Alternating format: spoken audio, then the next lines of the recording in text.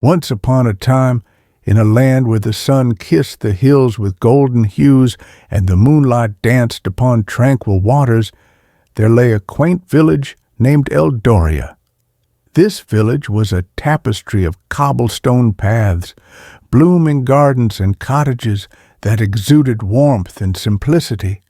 Yet the true jewel of Eldoria was the Lumina River, a serpentine flow of crystalline water that shimmered with an otherworldly glow, especially under the caress of the moonlight. Legends whispered that the river possessed magical properties, blessing those who respected its purity and punishing those who sought to exploit its gifts. In this village lived a young woman named Elara. Life had not been kind to her. Orphaned at a tender age, she found herself under the guardianship of her stepmother, Morgana, a woman whose heart seemed as cold as the northern winds. Morgana had 3 daughters of her own, Isolde, Drusilla, and Marigold, each mirroring their mother's disdain for Elara. They envied her innate grace and beauty, qualities that shone even through the soot and toil they imposed upon her. From dawn till dusk, Elara was burdened with endless chores, her hands roughened by labor, yet her spirit remained unbroken, her kindness unwavering. Each day Elara would make her way to the Lumina River, balancing a wooden yoke with pails on either side to fetch water for the household. The riverbank became her sanctuary, a place where she could momentarily escape the harshness of her reality and find solace in the gentle murmurs of the flowing water. She often sat by the river, humming melodies her mother had once sung, allowing the cool breeze to weave through her auburn hair. One fateful morning, as the first light of dawn painted the sky in hues of pink and gold, Elara approached the river with a heavy heart. The previous night, her stepsisters had berated her for a trivial mistake, and their harsh words lingered in her mind. Kneeling by the water's edge, she let her tears fall, creating ripples that distorted her reflection. Lost in her sorrow, she failed to notice a soft glow emanating from the depths of the river. Suddenly, the water's surface broke, and a magnificent fish emerged. Its scales were a dazzling mosaic of gold and sapphire, shimmering like the treasures of a king's ransom. The fish had eyes that gleamed with intelligence and compassion, and as it opened its mouth, a melodious voice filled the air. "Dear child," the fish spoke, "why do you weep by the river's edge?" Startled, Elara wiped her tears and gazed in awe at the creature before her. I am burdened with sorrow and loneliness," she confessed. "My family treats me as a servant, and I have no one to share my heart's woes." The fish's eyes softened. "I am Aurelius, the guardian spirit of the Lumina River. Those who show kindness to the river are under my protection. Your tears have touched the waters, and thus they have reached me." Elara's eyes widened in wonder. "A guardian spirit? I have heard tales, but never believed them to be true." Aurelius chuckled softly. "Many truths are hidden in tales, dear one. Tell me, how can I ease your suffering?" Elara hesitated, then spoke earnestly. "I seek nothing for myself, but I wish for companionship, someone with whom I can share my thoughts and dreams." Aurelius nodded. "From this day forth, whenever you feel the weight of the world upon your shoulders, come to the river and call my name. I shall be your friend and confidant." Gratitude welled up in Elara's heart. "Thank you, Aurelius. Your kindness is a light in my darkness."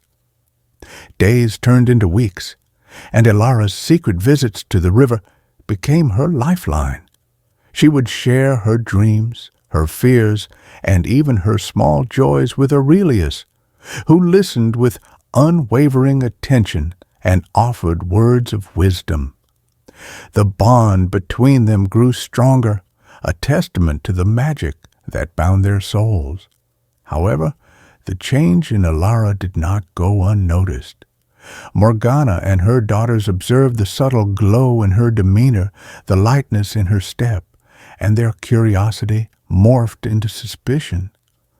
One evening, as the sun dipped below the horizon, casting long shadows over Eldoria, Isolde approached her mother with a sly grin. "Mother," she began, "have you noticed the change in Elara? She seems happier." Morgana narrowed her eyes. "Indeed, I have." "It is unsettling. We must uncover the source of her newfound joy." Drusilla, always eager to please her mother, chimed in, "Perhaps she has found a secret lover." Marigold scoffed. "Who would court a ragged servant girl?" Morgana raised a hand to silence her daughters. "Enough. We shall follow her and discover the truth." The following morning, under the guise of gathering herbs, the trio trailed Elara as she made her way to the river.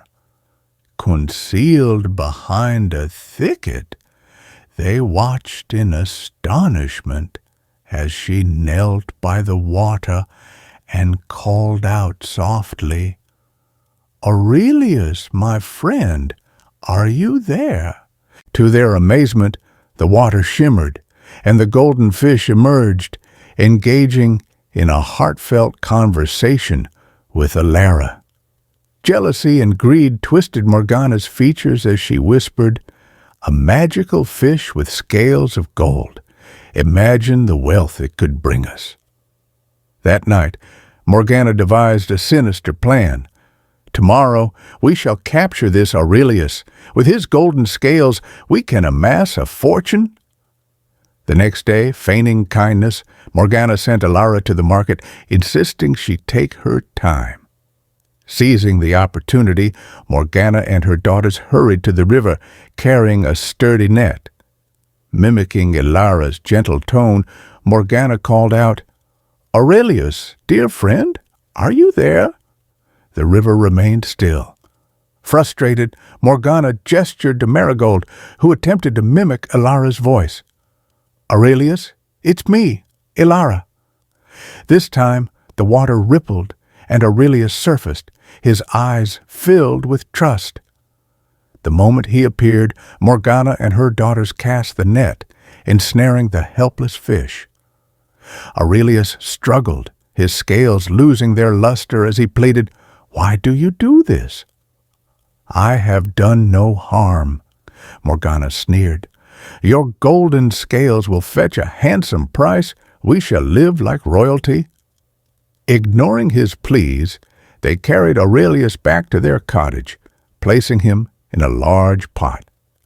As they prepared to light the fire, a sudden gust of wind extinguished the flames, and a haunting melody filled the air, a song Elara often sang by the river. Unsettled but undeterred, Morgana ordered her daughters to rekindle the fire. Meanwhile, Elara, having finished her errands, felt an inexplicable unease tugging at her heart.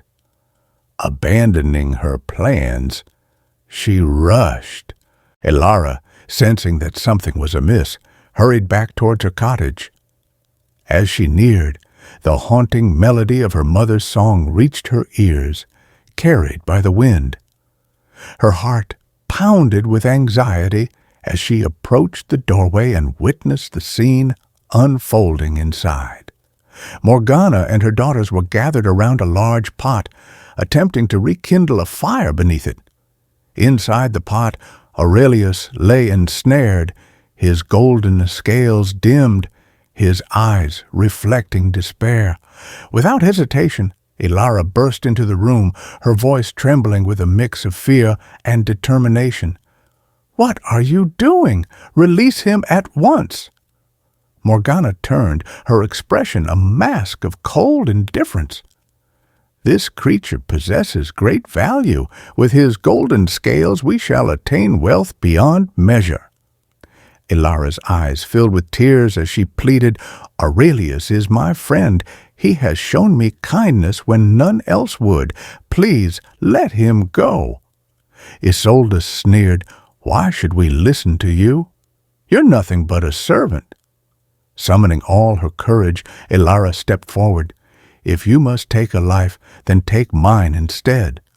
But spare him." At that moment, the room was filled with a blinding light. The pot shattered, and Aurelius rose into the air, transforming into a radiant being of light. His form shimmered, revealing a majestic guardian spirit. Morgana and her daughters recoiled in fear as Aurelius spoke, his voice resonating with power.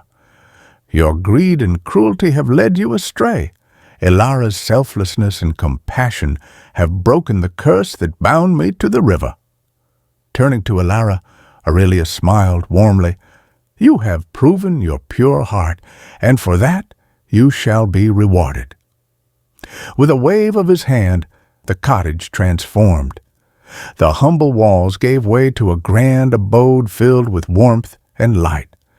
Ilara's tattered clothes became a gown of unparalleled beauty, reflecting her inner grace. Morgana and her daughters found themselves outside the cottage, their fine garments replaced with simple attire. Aurelius's voice echoed, "You shall live as you forced Ilara to live until you learn the values of kindness and humility." Ilara, now free from oppression, became the guardian of Eldoria, her wisdom and compassion guiding the village to prosperity. The Lumina River continued to shimmer, a testament to the enduring power of kindness and the magic that lies within a pure heart. And so, Ilara's days were filled with joy and companionship, her bond with Aurelius a shining example of the transformative power of love and friendship.